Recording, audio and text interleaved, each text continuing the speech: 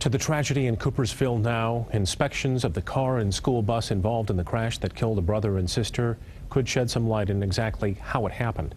16-year-old Bruce Pravaki and his 13-year-old sister Tony both died in the crash just north of Coopersville yesterday.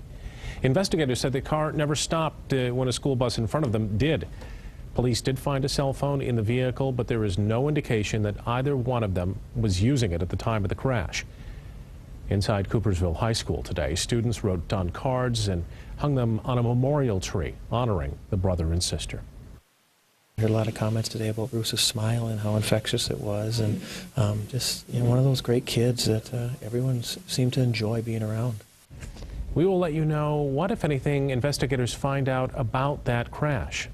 One thing that stands out about this crash is where the Subaru ended up, wedged underneath the back of the bus. Other crashes involving school buses have had similar endings, so we wanted to know, are the backs of buses designed in a way that makes hitting one especially dangerous? 24-Hour News 8's Ann Schieber spent the evening asking that question. She joins us now in studio. Ann? Sue, Brian, the answer is yes. Buses are designed in a way that can make it more dangerous for other drivers, and the school bus industry doesn't deny it. Next time you pass a bus, notice how far off from the ground it is. This is a vehicle that is designed to protect the students inside. If another vehicle crashes into the bus, the kids are so high up they rarely get hurt. Bus experts say there are typically no more than 11 fatalities of kids in buses a year. That is not the case for the vehicle that collides into the bus. A school bus is nothing more than a modified truck. According to federal statistics, of the last 9 years available, of the 1,400 people who were killed in school bus-related crashes, 72% were occupants in other vehicles. Hitting a stopped or stopping bus appears not to be all that uncommon.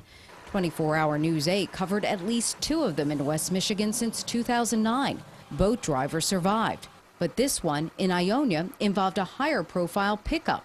And investigators say the driver of this car survived because she ducked down to pick up her cell phone when she crashed. Car safety advocates say buses need this device, a rear safety bar like the kind semi-trucks are required to have. For a lot of situations, it could be the difference between life and death. Trucker Todd Stewart remembers a family in a car going 60 miles an hour. They hit his rig when it was stopped. The bar stopped the car. The front end of the car was completely crushed.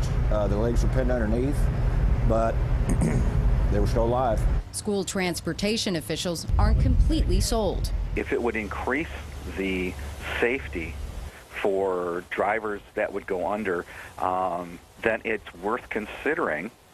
But again, one would have to look at the data and look at the testing to determine if that's the best way to do it. But car safety advocates say reluctance could be for another reason. If I were to guess, I would guess they don't want to spend the money for it.